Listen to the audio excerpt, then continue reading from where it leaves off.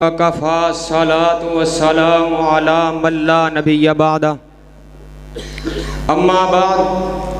فاعوذ باللہ من الشیطان الرجیم بسم اللہ الرحمن الرحیم ما كان محمد ابا احد من رجالكم ولكن رسول اللہ وخاتم النبیین وَكَانَ اللَّهُ بِكُلِّ شَيْءٍ عَلِيمًا نور خدا ہے کفر کی حرکت پہ خندزن، نور خدا ہے کفر کی حرکت پہ خندزن، پھونکوں سے یہ چراغ بجھایا نہ جائے گا، یہ سر ہم کو رب کریم نے عطا کیا ہے، اوروں کے آگے اس کو جھکایا نہ جائے گا۔ للکار میری سن لو ختم نبوت کے غداروں، عقیدہ ختم نبوت کو تماشا بنایا نہ جائے گا۔ حضرات، جو میں نے آیت آپ کے سامنے تلاوت کی ہے، اللہ تعالی نے قرآن مجید میں فرما دیا ما کان محمد ابا احد من رجالکم، محمد رسول اللہ صلی اللہ علیہ وآلہ وسلم تم مردوں میں سے کسی کے حقیقی باپ نہیں،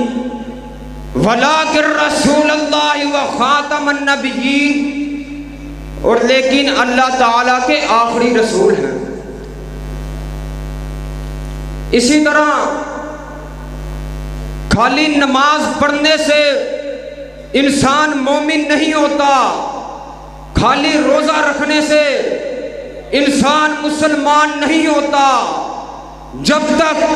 عقیدہ ختم نبوت پر ایمان نہیں رکھتا تب تک اس کا ایمان مکمل ہو ہی نہیں سکتا۔ اللہ تعالیٰ نے قرآن مجید میں ایک اور آیات میں فرمایا قُلْ يَا أَيُّهَا النَّاسُ إِنِّي رَسُولُ اللَّهِ إِلَيْكُمْ جَمِيعًا، فرمایا کوئی نبی آیا ایک بستی کی طرف نبی آیا، کوئی نبی آیا ایک ملک کی طرف نبی بن کر آیا، کوئی نبی آیا ایک شہر کی طرف نبی بن کر آیا۔ جب میرے پیغمبر کی باری آئی رب نے قرآن نازل کر دیا، فرمایا قُلْ يَا أَيُّهَا النَّاسُ انی رسول اللہ علیکم جمیعا، فرمایا کہہ دیجئے محمد صلی اللہ علیہ وآلہ وسلم ساری کائنات کی طرف نبی بن کر آئے ہیں۔ امام ابن کثیر رحمت اللہ تعالی علیہ تفسیر ابن کثیر میں اس آیات کی تفسیر کرتے ہیں، فرماتے ہیں چاہے کوئی کالا ہو، چاہے کوئی گھوڑا ہو، عربی ہو، اجمی ہو، کافر ہو، مسلمان ہو، ساری کائنات کی طرف میرا پیغمبر نبی بنا کر بھیجا گیا ہے۔ حضرات، اللہ تعالیٰ نے قرآن مجید میں میرے پیغمبر کا ذکر فرمایا۔ آؤ اب احادیث کی روشنی میں چلتے ہیں۔ سیدنا ابو ہریرہ رضی اللہ تعالیٰ عنہ بیان کرتے ہیں رسول اللہ صلی اللہ علیہ وآلہ وسلم نے فرمایا بنی اسرائیل میں انبیاء علیہ السلام سیاست کیا کرتے تھے، جب ایک نبی فوت ہو جاتا تو دوسرا نبی سیاست کرتا، وَإِنَّهُ لَا نَبِيَّ بَعْدِي، میرے بعد کوئی نبی نہیں آئے گا، اور میرے بعد سیاست کریں گے تو خلفائے راشدین سیاست کریں گے۔ حضرات، یہ بخاری کی احادیث 3455 نمبر احادیث ہے۔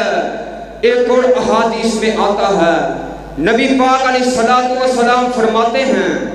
کسی نے ایک حسین و جمیل گھر بنا رکھا تھا، اس میں ایک اینٹ نہیں لگائی،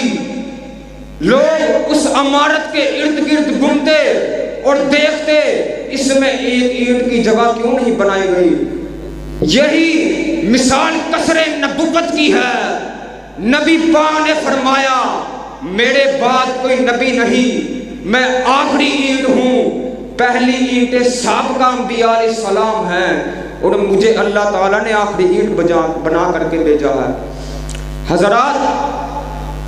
سیدنا ثوبان رضی اللہ تعالیٰ عنہ بیان کرتے ہیں، رسول اللہ صلی اللہ علیہ وسلم نے فرمایا انہو سیکون فی امتی دجالون کذابون ثلاثون کلہم انہو نبی وانا خاتم النبیین لا نبی بعدی۔ فرمایا میری امت میں 30 کذاب آئیں گے، سب نبوت کا دعویٰ کریں گے، لیکن سن لو رب کائنات کی قسم ہے اگر نبی ہوں تو میں نبی بنا کر کے بھیجا گیا ہوں، لا نبی بعدی، میرے بعد نبی آ ہی نہیں سکتا۔ اگر کوئی نبوت کا دعویٰ کرے گا وہ دجال تو ہو سکتا ہے، کذاب تو ہو سکتا ہے، لیکن نبوت کا دعویٰ کرنے والا نبی ہو سکتا نہیں ہو سکتا۔ حضرات، امام قاضی عیاض رحمت اللہ تعالی علیہ اپنی کتاب اکمال المعلم میں لکھتے ہیں 473 نمبر صفحہ میں، حضرت سیدنا عیسیٰ علیہ السلام قیامت کے نزدیک دنیا میں آئیں گے لیکن نبی بن کر نہیں آئیں گے، وہ نبی پاک علیہ السلام محمد رسول اللہ صلی اللہ علیہ وآلہ وسلم کے امتی بن کر آئیں گے۔ حضرات، وہ کوئی نئی شریعت نہیں لے کر آئیں گے، وہ نئی نبوت نہیں لے کر آئیں گے، لا نبی بعدی، میرے پیغمبر کے بعد نبی آ ہی نہیں سکتا۔ حضرات، کرے جو ختم نبوت کا دعویٰ، کرے جو ختم نبوت کا انکار، کافر تو ہو سکتا ہے، اس بڑی محفل میں کہتا ہوں لاکھ بار کافر ہو سکتا ہے۔ وآخر دعوانا الحمدللہ رب العالمین۔